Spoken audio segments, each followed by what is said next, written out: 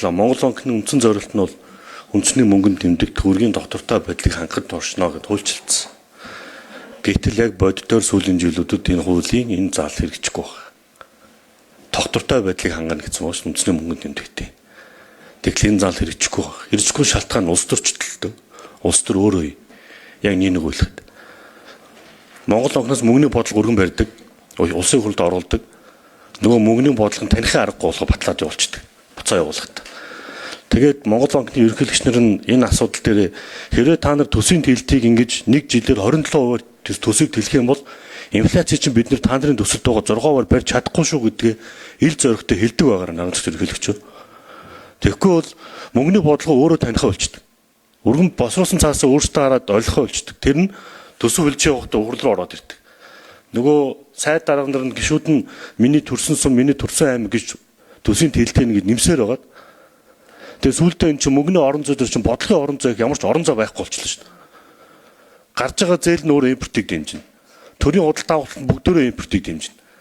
Тэгээд дотоод үйлдвэрлэл нь хөгждөг нэг ийм эдийн засгийн гаж тогтолцоо бий болчиход байна шүү дээ. Энгийн зүгээр нэг 10 хүн ажилладаг аж ахуйн нэг чинь захирлуудын ярьж байгаа зовлон шүү дээ. Яг бодитойгоор.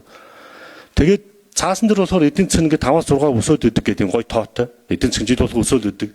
Тэлт нь ингээд төсвийн тэлт нь 20% нэмэгдээл идэг. Төсвийн өөрөө 5-6 сүүлийн 10 жил нэмэгдсэн. Эдийн засаг 5-6 дахин нэмэгдээгүй. Яг бодитойгоор. Иргэдийн худалдаа авах чадвар 5-6 дахин нэмэгдээгүй.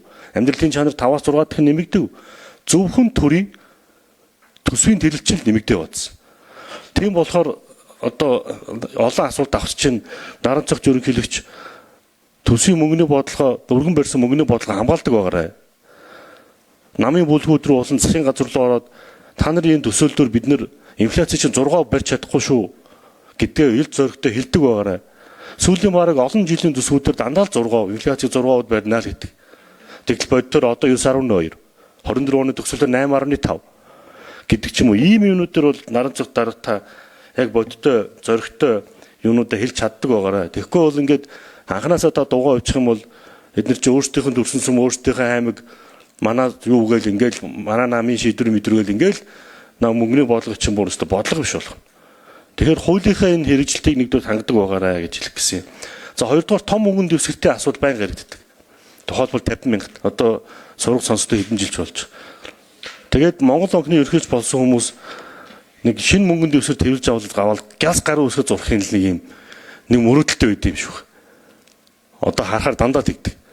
Тэгээд тэрийг жааслаад бэлэглээл ингээл яваад идэм бэ лээ. Тэгэхээр та том мөнгөнд дэвсгэртийг хэвлэх үү? Тухайлбал 50 мянгатыг ийм нэг хоёр асуултанд хариулаад өгч. Нэр дэвшигч хариулъя. За энэ мөнгөний бодлоготой холбогдоод төсвийн бодлоготой холбогдоод та бол яг бодсон шиг яг тодорхой хэллээ. Тэнтэй бол би 100% санал нэг байна. Тийм учраас энэ нэг бодиттой болгох, энийг ингээд ойлгохын тулд бол их хурлын гишүүдийн асуудлыг бодиттой ойлгох, олон нийтэд бодиттой ойлгох, сангийн яамд бодиттой ойлгох энэ их чухал ба засгийн газартай бодиттой ойлгох. Тэгээ би бас түрүүн та бүхэнд хэлсэн.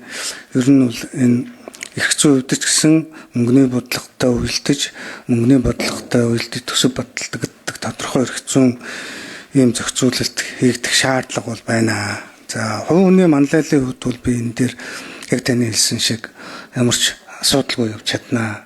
Би бас энэ төрд олон жил ажилласны хувьд бол бас тодорхой байр суурь зөв бодиттой энэ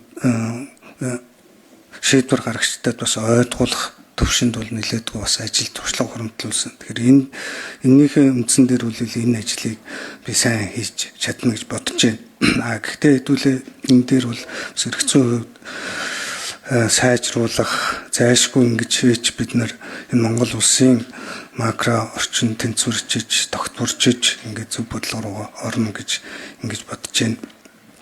За ер нь бол цаашдаа түрүү ирсэн аль болох орчин үеийн технологиг нэвтрүүлэх замаар энэ санхүүгийн үйлчилгээг энэ Монгол улсын санхүүгийн зах зээл дээр хөгжүүлэх рүү илүү мөнгө хэвлэх нөгөө шинэ мөнгөнд төвсгэр төвлөхээс илүү тэр чиглэл рүү би төвлөрч ажиллана.